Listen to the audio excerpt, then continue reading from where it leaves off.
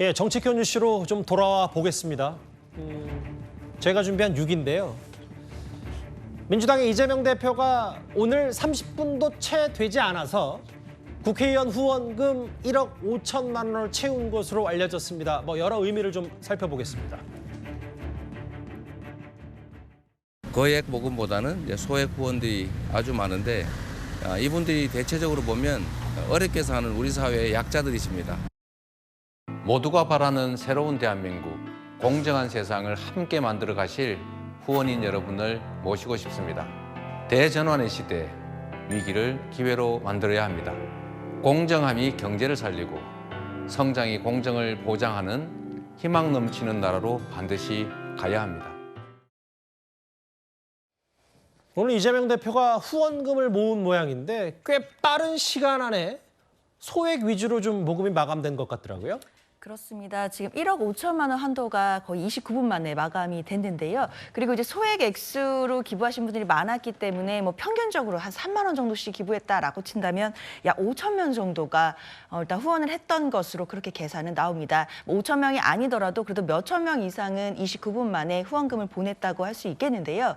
사실 후원금을 주고 안 주고 후원금 액수가 많이 찼고 이것만으로 국회의원들이 잘하고 있다 못하고 있다를 평가하긴 어려울 겁니다. 다만 이재명 대표는 작년에 전당대회에서 77.77%라는 좀 압도적인 득표율로 전당대회에서 당대표로 선출이 됐던 적이 있습니다. 그렇기 때문에 당원들 그리고 당시의 국민 여론들로부터 굉장히 많은 지지를 받았던 당대표였기 때문에요. 예. 지금도 여러 가지 사법 리스크가 있다라고는 하지만 아직까지도 당원들에게 그리고 어느 정도의 국민들에게는 꽤나 큰 지지를 받는 야당 당대표임은 분명하다라는 모습을 좀 확인시켜 준 것 같습니다. 보니까 대체적으로 10만 원 이하의 소액 후원이고 1인 평균 후원금이 3만 원 정도 된다고 알려져 있어요.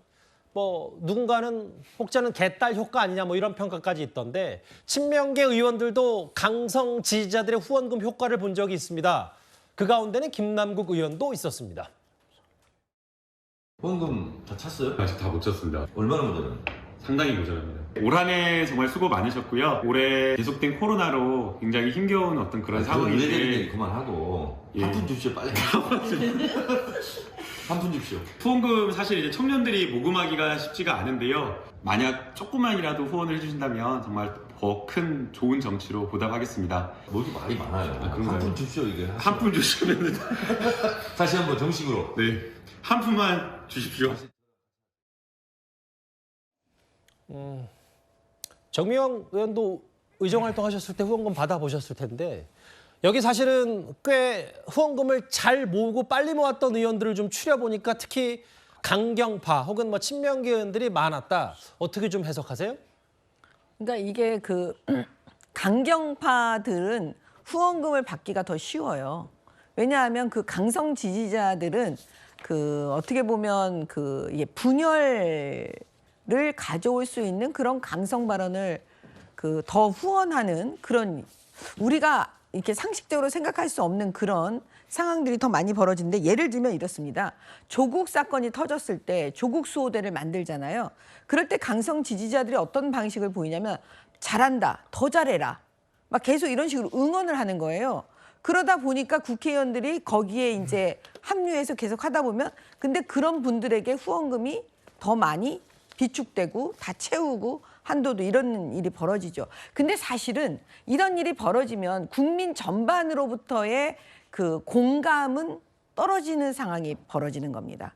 그러니까 사실은 후원금이 저렇게 빨리 채워지면은 지지를 많이 받고 있구나. 그러면 국민들도 후원도 해주고 지지를 해줘야 되는데 사실 강성 지지자들의 후원만 받는 것이지 어떻게 보면 점점 더 국민들의 공감으로부터는 멀어지는 그런 현상이 벌어지고 있기 때문에 어떻게 보면 약간의 난센스라고 보여지기도 해요. 사실 정치 후원금을 누군가로부터 받는 건 그거 자체에 대한 논란이나 비판 여지가 있다는 건 아니지만 점점 이렇게 민주당 내에서도 양극단의 의원들이 강경파 의원들이 좀 더 후원금을 많이 받는다. 이게 결국 민주당에게 괜찮은 길이냐에 대해서 여러 얘기를 좀 노덜 교수님 한 것 같거든요.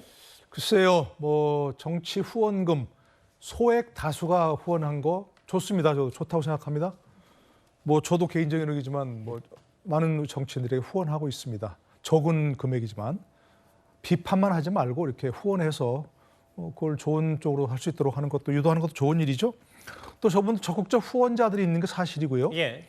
뭐 팬덤이라고 하는 강력한 팬덤이라고 하는 것은 정치인들의 든든한 배경입니다. 이거는. 그러니까 그건 뭐 부인할 수 없지만 그러나 저분들이 저 팬덤에만 갇혀서 그것이 세상의 전부인 양 하면 그것도 정치 실패로 가는 거랍니다. 예. 양날의 칼인 거죠니까. 양날의 칼이니까 정치인 개인들은 아마도 예를 들어서 뭐 당내 경선 통과라든지 이런 거에 뭐 굉장히 도움이 될 거로 생각합니다. 그러나 저게 전체의 그 유권자들이 아니다 하는 건 항상 명심을 해야 될 거라고 생각하고요. 아까 저 뭐 이게 나왔지만 특히 뭐 누구라고 얘기 않겠습니다. 가짜 뉴스 많이 퍼뜨리고 또 싸움닭처럼 오직 그 상대를 공격하는 언어만 쓰는 그런 분들이 많지 않습니까? 그런 걸 보면 강경 지지층이 많은 건 좋지만 오히려 그것이 본인에게 독이 될 수도 있다 하는 생각이고 첫 번째 얘기가 이제 이재명 대표 아니었습니까? 예. 개인적인 개인 의원의 개인 자격은 더더구나 말할 것도 없지만 당 대표라면 저런 지지자들의 후원에만 갇혀 있으면 결국 어떤 것이 자신에게 독이 될 수도 있다. 또 당에게 독이 될 수도 있다. 이런 걸 명심해야 될 거라고 생각합니다. 그 개딸 혹은 강성 지지자 얘기가 나왔으니까 오늘 눈에 띄는 보도 하나가 있어서요.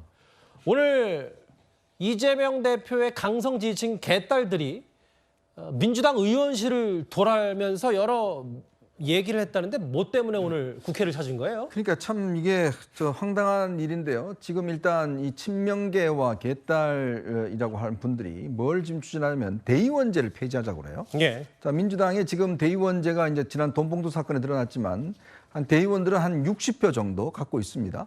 근데 이게 역대로 다 대의원제가 있었어요. 근데 문제는 대의원들이 보통 친문이나 비명들이 좀 많다 보니까 아예 이걸 없애버리면 아예 또 약화시켜버리면 실제로 이제 이 권리당원들의 역할이 또 권리가 커질 것이다. 이게 이제 친명들이 지금 추진하고 있는 거거든요. 즉 바로 이제 직접적인 즉 이재명 대표의 어떤 열성지들이 직접 어떤 이 의견을 반영할 수 있는 이걸 하자는 게 바로 이 취지입니다. 그런데 문제는 이거 뭐 운동하시는 거야 뭐 더 이상 이야기하지 않죠. 이분들이 근데 의원회관에 들어와서 의원실을 돌면서 저렇게 나눠주고 QR 마크해서 이거 보라고 그러고 자료를 하고 하는 게 굉장히 큰 의원들에 대한 압박입니다. 근데 문제는 이들이 어떻게 의원회관에 들어올 수 있을까요? 한 친명계 의원이 이들을 직접 방문을 끊어줘서 방문을 하게 해서 의원실을 다 돌아다녔다는 거예요. 그 보도에 따르면 그 얘기 있습니다. 그렇죠. 그러니까 이게 지금 뭐냐면 친명계 의원 한 사람 왜냐 의원실은 방문할 때 누구 의원실을 방문하게 돼 있고 그럼 그 의원실에서 그럼 제가 저희 방에 방문합니다. 그래야 들어갈 수가 있는 거거든요. 근데 문제는 이렇게 들어가서 다른 방을 다 돌아다니면서 이걸 갖다 전해주고 이걸 갖다가 또 이렇게 뭐 QR 마크해서 보라는지 사실상 압박을 하고 있는 거거든요. 이건 어떤 면에서 보면 친명들이 이제 실질적인 행동에 들어간 거 아닌가. 그리고 또 이렇게 의원회관을 이런 방식으로 해서 의원들 들어가서 저렇게 어떤 압박을 한다 그러면 아마 다른 의원들도 굉장히 큰 압박을 느낄 겁니다. 여기 보니까 주체가 민대련이네요. 작아서 좀 보이지 않으실 수 있는데 저는 보이는데 개혁을 요구하는 민주당의 전국 대의원들 뭐 이 얘기가 있네요. 개딸들 얘기도 좀 해봤습니다.